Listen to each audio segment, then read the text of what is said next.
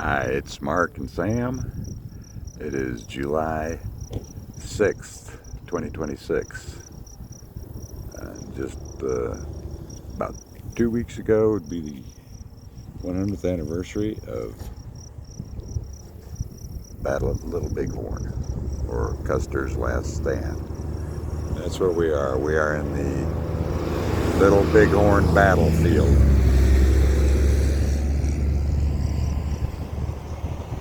And out in the distance is the Wolf Mountains.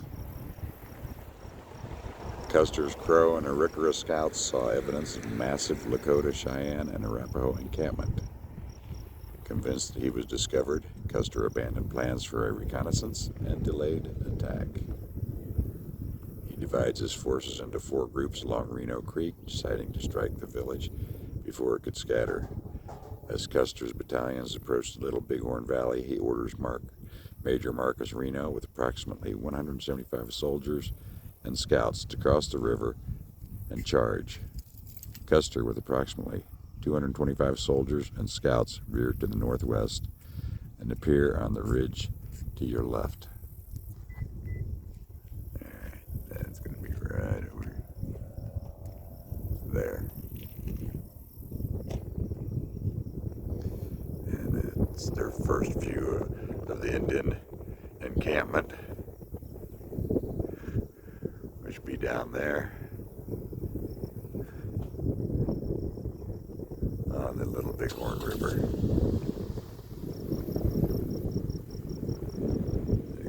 Would go on a ways around these bluffs.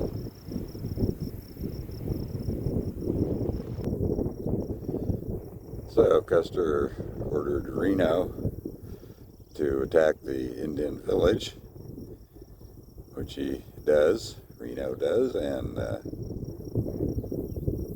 soon finds out he's vastly outnumbered. So they retreat up to here.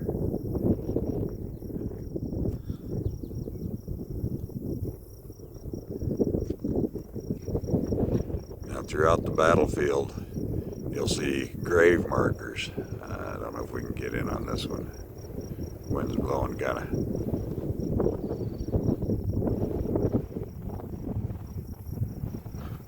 Alright, there's a couple grave markers out there. That's where soldiers were found dead.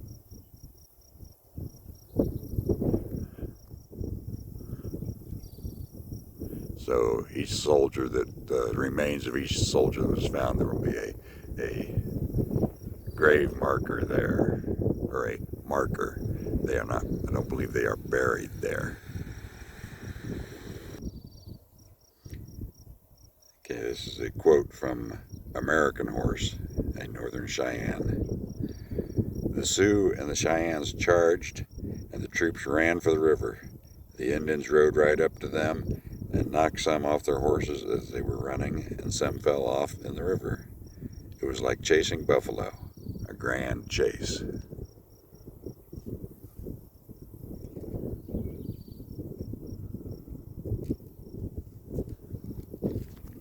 a quote from 2nd Lieutenant Luther Hare, Company K, 7th Cavalry.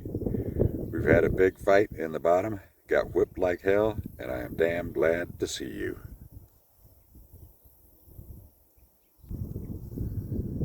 So from where Reno's troops attacked the Indian settlement down there, they fought and had to retreat.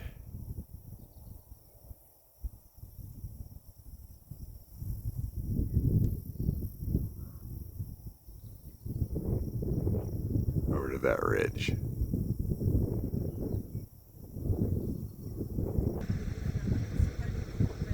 This area was occupied by troops A, B, D, G, H, K, and M, 7th U.S. Cavalry, and the pack train when they were besieged by the Sioux Indians June 25th and 26th, 1876.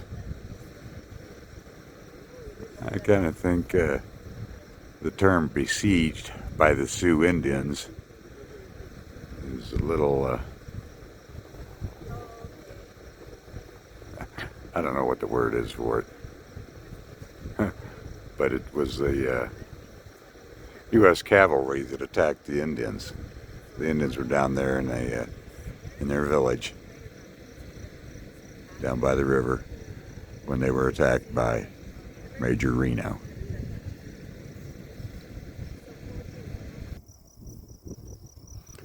And June 25th, 1876, at about 3 p.m., Reno's battalion of the 175 soldiers, civilian personnel, and Arikara and Crow scouts halt in the valley and form a thin skirmish line.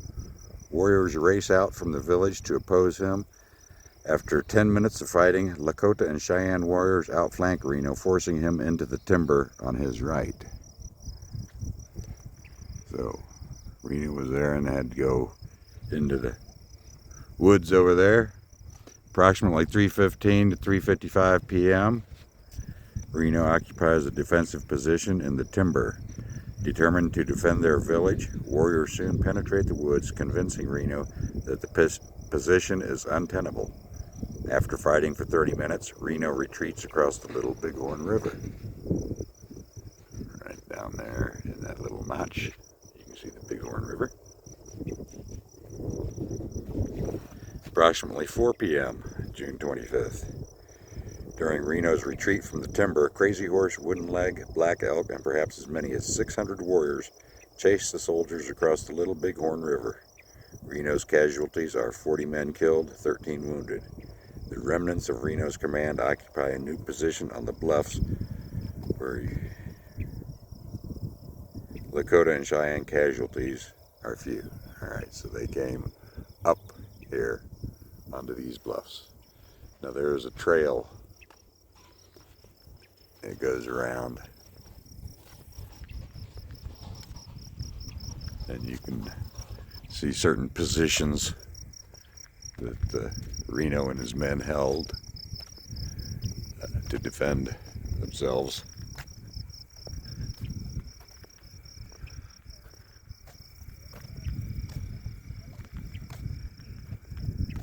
So Reno was out here fighting on his own.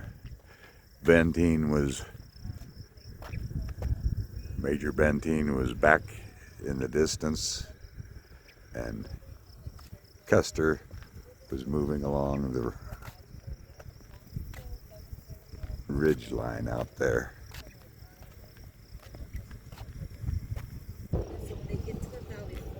Okay, after an unsuccessful attack on the Indian camp in the valley, Major Reno and his battalion retreated to this vicinity, where they were soon reinforced by Captain Benteen's battalion and the pack train. In an attempt to find and rejoin Custer, they moved northwest, but returned when confronted by warriors. Here the surrounded troops made a desperate stand until the next afternoon, when the Indians withdrew as the Terry Gibbon column approached.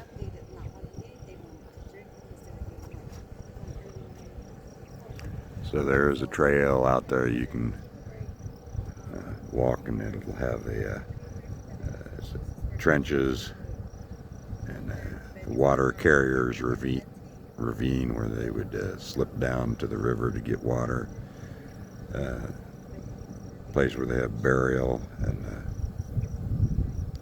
there's a Company A barricade. There are rifle pits, burial pit. So if you want to go out and walk the trail, I asked someone who's coming back. They said it was interesting, but there's not much signage out there to let you know. But okay, so Reno was up here, reinforced by Benteen, who had been staying back after Custer split his battalion in thirds. And then Custer is riding with his battalion out there beyond that ridge. Custer has no idea how many Indians are over here. Approximately 7,000. Maybe Custer's battalion, Custer, Reno, Benteen, maybe 700 cavalrymen. Okay, there's one. There's your marker there. Where, like I said, it's not where they're buried. It's where their body was found.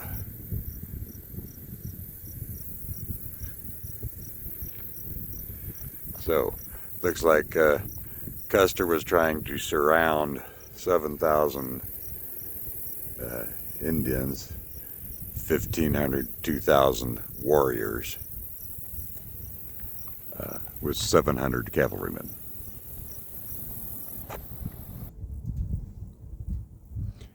Okay, this is Sharpshooter Ridge, June 25th, 26, 1876. Custer first views the village from this ridge. Needing more information about the extent of the encampment, he moves further north. After witnessing the beginning of Reno's charge, that would be the charge into the village, Custer's 5 companies descend Cedar Coulee, which is this ravine right in front of us.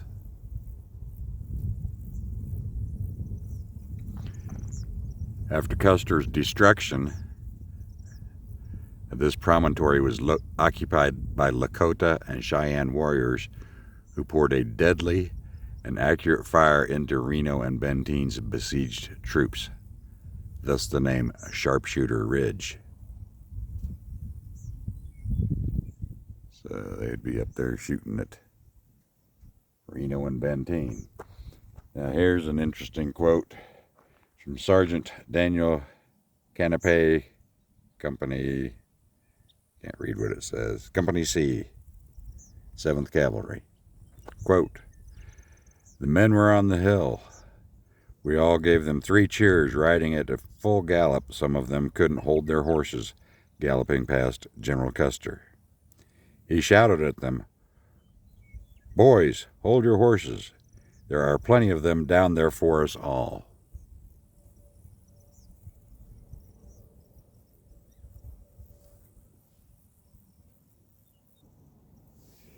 Here's a marker right by the pull-off. It says Vincent Charles, farrier, fell near here June 25th, 1876. A farrier is a person who shoes horses.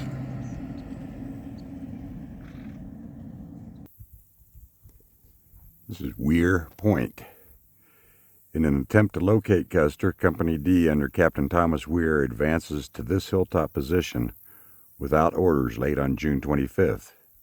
Weir may have witnessed the conclusion of the battle 3 miles ahead. He is later joined by Captain Benteen and others. The Lakota and Cheyenne, returning from destroying all of Custer's immediate command, forced these troops to abandon this position in favor of their hilltop defense 1 mile south.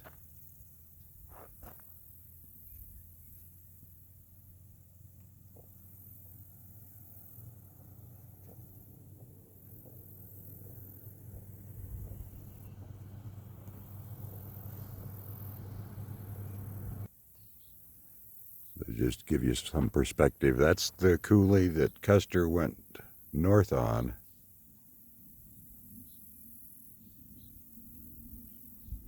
And over there is where Custer's last stand was. So when Weir was here looking for Custer, Custer and his troops had already been wiped out. So here's a quote from Private William Morris, Company M, 7th Cavalry. "Seeing many horsemen over on the distant ridge with guidons flying, Weir said, 'That is Custer over there,' and mounted up ready to go over when Sergeant Flanagan said, 'Here, Captain, you had better take a look through the glasses. I think those are Indians.' Weir did so and changed his mind about leaving the place. Accordingly, the men were dismounted and the horses led behind the hill." So Weir was trying to find Custer. Custer had already been wiped out over there on the distant hill.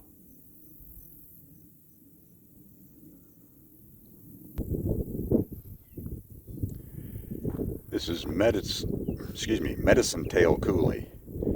After leaving Cedar Coulee, Custer descends toward the Little Bighorn River in the ravine known as Medicine Tail Coulee. Custer probably again divides his command. 3 companies likely ascend to the higher ridges beyond. 2 companies approach the river along Medicine Tail Coulee. Near here, Custer sends back a message for Captain Benteen to, quote, "Be quick." Most warriors are still engaged with the Reno in the valley, yet some are aware of Custer's advance. Now here's a quote from Curly, a Crow scout. He would be with Custer. On reaching Medicine Tail Creek, Custer halted his command, and here the men rearranged their saddles. He rode to an officer who seemed to be in command of one of the troops and gave him an order. Immediately, the troop turned its direction toward the Little Bighorn. Custer, with the remainder of his command, continued going northward. His trail about 1.5 miles from the river. And a quote from Mrs. Spotted Hornbull, Hunkpapa Lakota. From across the river, I could hear the music of the bugle and could see the column of soldiers turn to the left to march down to the river where the attack was to be made. All I could see was the warriors of my people. They rushed like the wind through the village.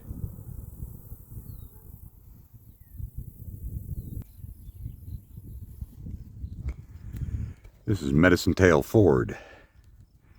As soldiers descend Medicine Tail Coulee, the Minneconjou and Cheyenne camps were on the western bank. Archaeological evidence supports Indian testimony that initial fighting took place on the flats near the river, right over here,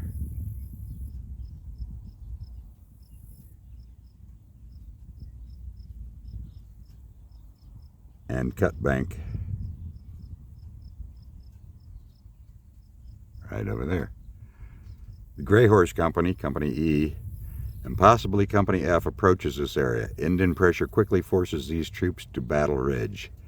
3 Crow scouts who led Custer fired into the village from the bluff before departing. There's a quote from trumpeter Giovanni Martini, Company H, 7th Cavalry. I looked behind and saw Custer's command over on the flat and Indians over in the village riding toward the river and waving buffalo hides. The battalion appeared at this time to be falling back from the river.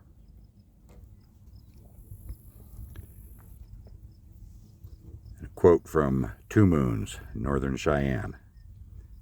We hurriedly crossed the river and some went up and some went down to get on each side of where the soldiers were intending to come.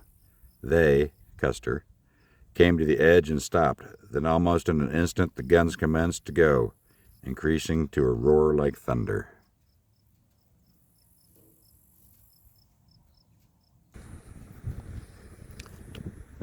Deep Coulee. After the brief encounter near the river, Custer's 2 companies retreat up the ravine known as Deep Coulee. There's the ravine right over there. The remainder of Custer's command skirmishes with warriors on the high ridge back over there.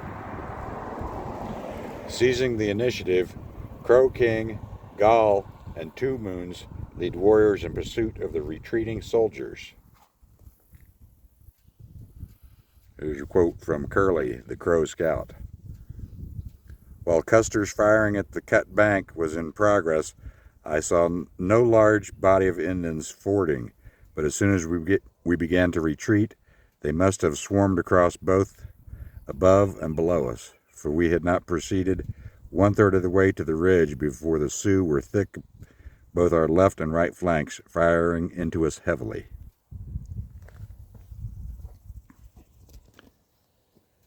Quote from White Bull, Minneconjou, Lakota. The Indians rode in many small parties, streaming northeast up the ravine toward the troops.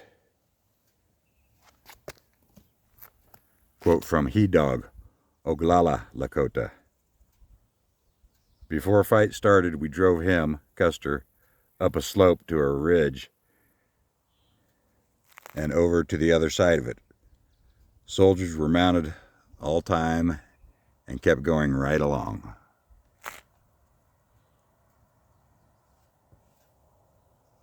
Cut down the retreating soldiers who flee northwest along this ridge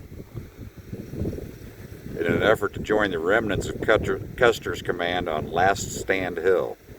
Members of Company C and L were also found here. Quote from Lieutenant John Bork, 3rd Cavalry, 1877. He says, "It looked to me as if Keogh must have attempted to make a stand on foot to enable Custer to get away because he and his company died in one compact mass." That'd be right there.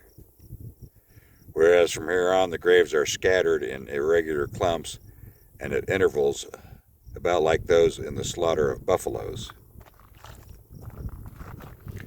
Quote from Red Feather, Oglala, Lakota. "The soldiers were on one side of the hill and the Indians on the other side. A slight rise between the two parties. At this point, Crazy Horse came up and rode between the two parties. The soldiers fired at once, but missed him."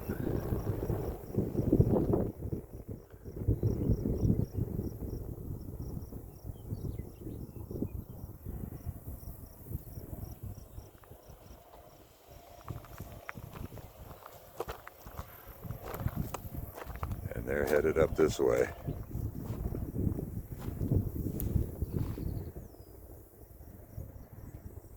And we're almost to Custer's last stand. In the distance you'll see white markers. These are soldiers trying to get up to Last Stand Hill. These are Cheyenne warrior markers here, if I can zoom in on the red stones. After the battle, Sioux and Cheyenne removed their dead and buried them in teepees, scaffolds, and adjacent hillsides in the Little Bighorn Valley. Southern Cheyenne Chief Lame White Man and Northern Cheyenne Noisy Walking fell below this ridge during the battle. Their families erected stone cairns to commemorate the casualty site of their loved ones. In 1916, Sioux and Cheyenne battle veterans showed Cheyenne historian John Stanzentimber the cairns, and he in turn showed them to Don Rickey Jr., Custer battlefield chief historian, in 1956. In 1958, the National Park Service erected a wooden sign along the ridge to identify the site of Lame White Man's death. On June 25, 1999, red granite markers were erected by the National Park Service adjacent to the cairns as fitting memorials and to help visitor understanding of known warrior casualty sites during the Battle of the Little Bighorn.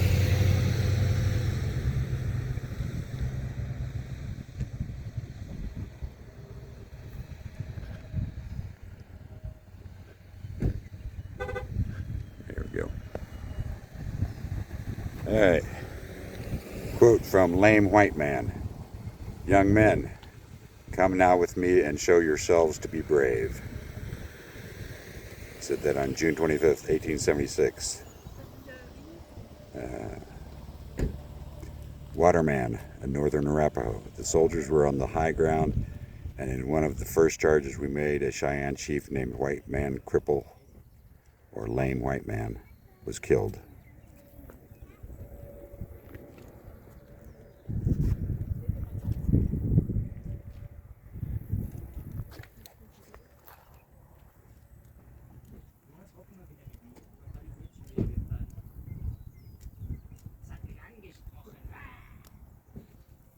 Okay. Noisy Walking. This is from Wooden Leg, a northern Cheyenne. Noisy Walking was lying on a ground bed of buffalo robes under a willow shelter. I asked my friend, "How are you?" He replied, "Good, only I want water." I did not know what else to say, but wanted him to know I was his friend and willing to do whatever I could for him. I said, "You were very brave."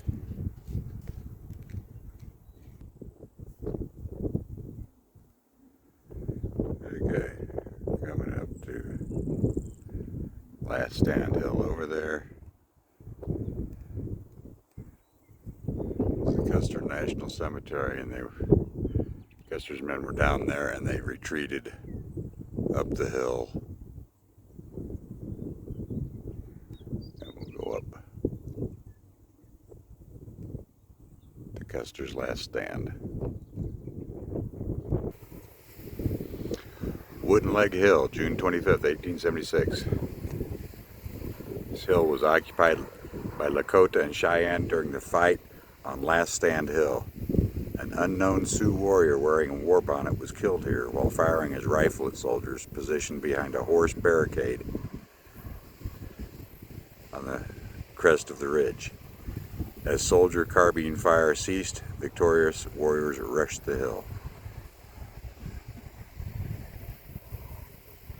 If I can zoom in, there is a red granite marker out there, which is where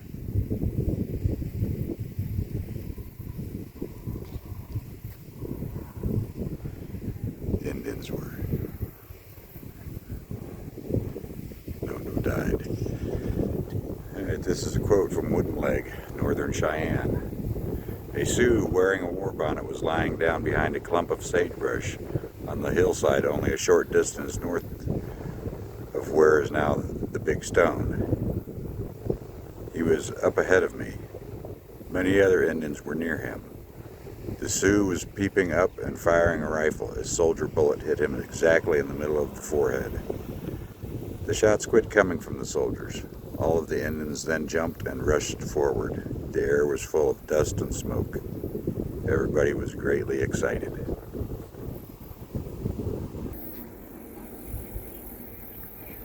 After the battle, 39 cavalry horses that had been shot for breastworks during Custer's last stand were found among the dead on Last Stand Hill.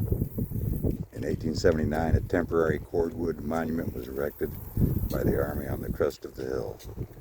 The area, strewn with cavalry horse skeletons, was policed and the remains of the horses placed inside the cordwood monument. In July 1881, Lieutenant Charles F. Rowe and a detail from the 2nd Cavalry replaced the temporary monument with the present granite monument and interred the 7th Cavalry casualties around the base. The 2nd Cavalrymen, in fond reverence for the horses, reinterred them here after the monument was erected and lined the horse cemetery with cordwood from the original monument. So this is where the horses were buried.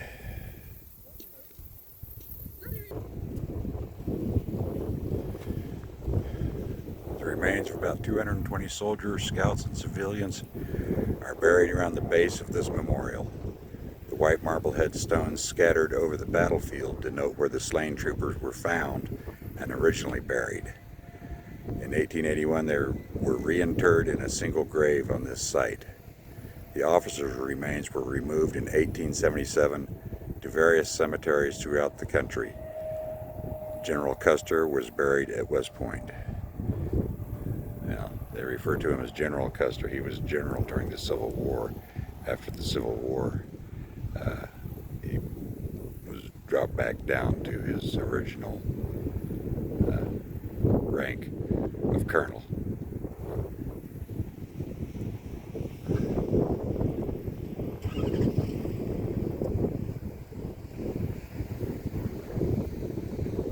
And all the names of the soldiers.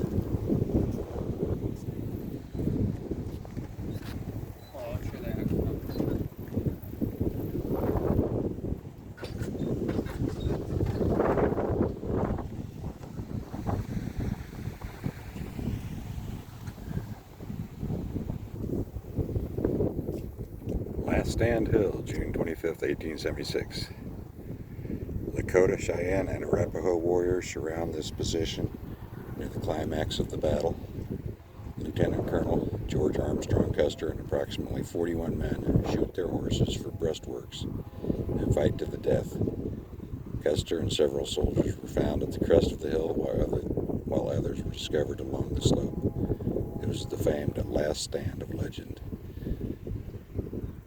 And this is saying he was Lieutenant Colonel George Armstrong Custer, whereas the memorial refers to him as General Custer. He was a general during the Civil War and then returned to his original rank of Lieutenant Colonel after the war.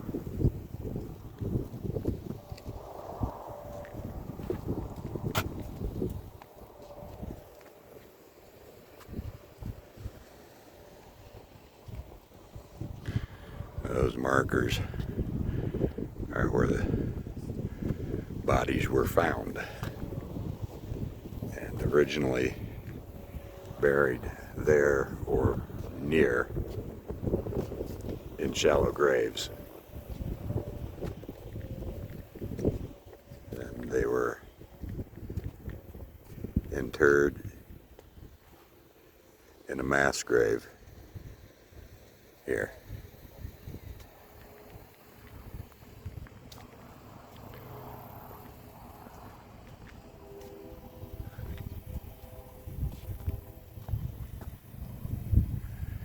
In memory of officers and soldiers who fell near this place fighting with the 7th United States Cavalry against Sioux Indians on the 25th and 26th of June, AD 1876.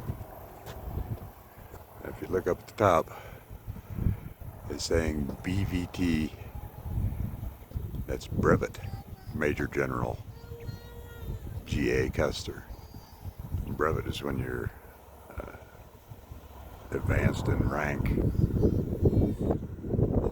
on the battlefield or in a war. So he was a brevet Major General during the Civil War and then dropped back down to a Lieutenant Colonel.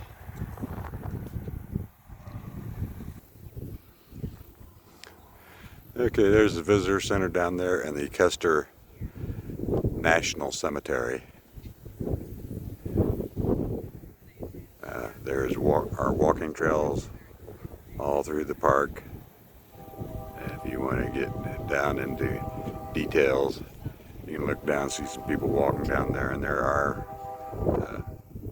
white marble markers all the way down there.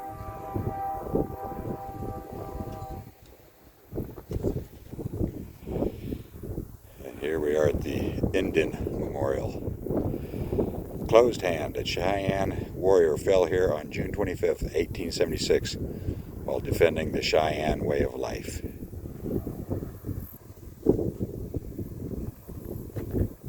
Limber bones. A Cheyenne warrior fell here on June 25th, 1876, while defending the Cheyenne way of life.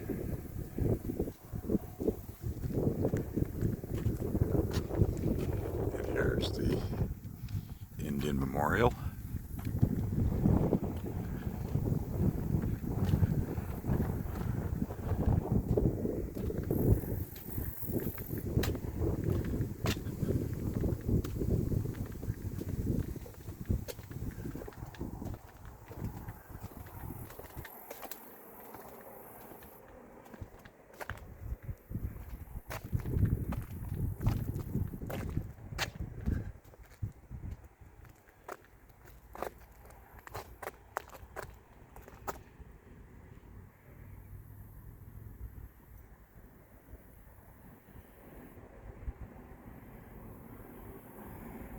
Okay, there are a lot of things to read here, and I can't read them all.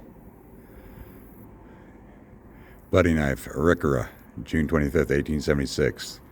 I shall not see you, the sun. Go down behind the mountains tonight. I am going home today, not the way we came, but in spirit, home to my people.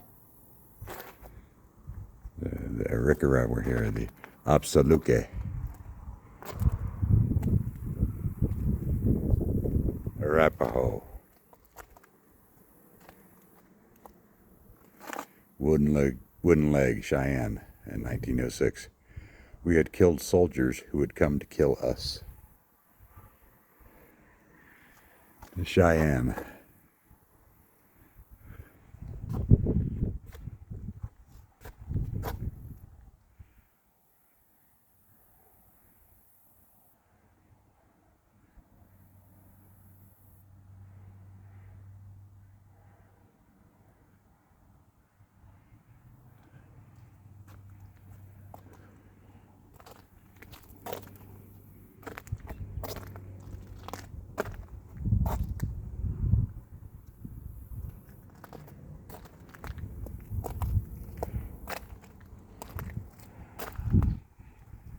Oyate.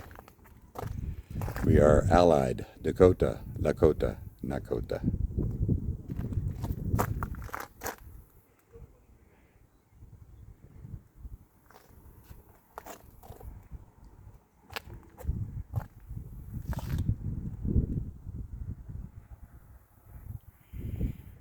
Crazy Horse said, "We did not ask you white men to come here.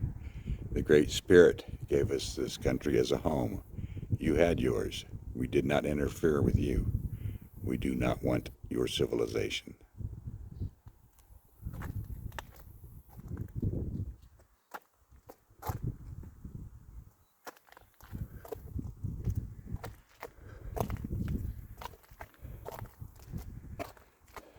List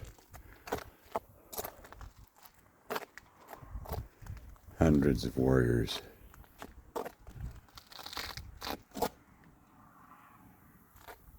This is neat.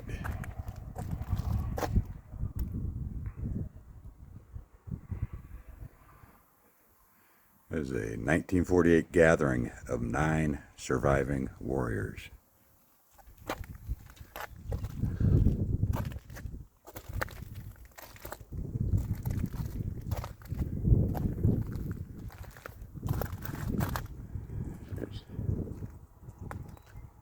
Generosity, compassion, and sacrifice. Truth, justice, and wisdom. Sitting Bull. And Crazy Horse.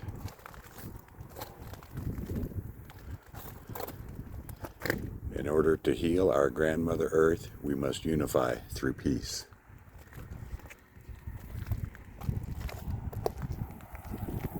It's a nice memorial.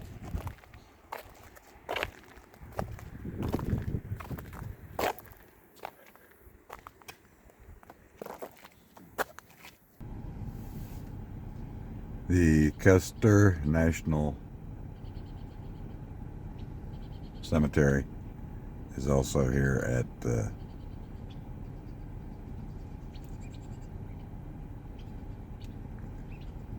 Little Bighorn battlefield. Custer's not buried here. This is just a national cemetery named for Custer. Okay, that is, this was really well done, in my opinion. I've been here 40 years ago, and I was here 55 years ago, and this has been a wonderful experience. They've got a road that goes all the way down to where Reno and Benteen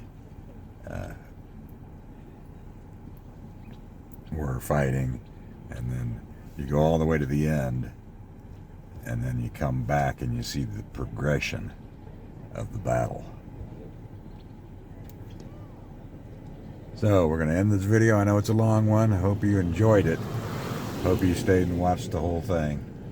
So please subscribe, like, make comments, share with your family and friends. And if you want to come out here, it is easily accessible. It's kind of out away from things, but it's right off Interstate 29 and Highway 212 here in Montana. Thanks, and come again.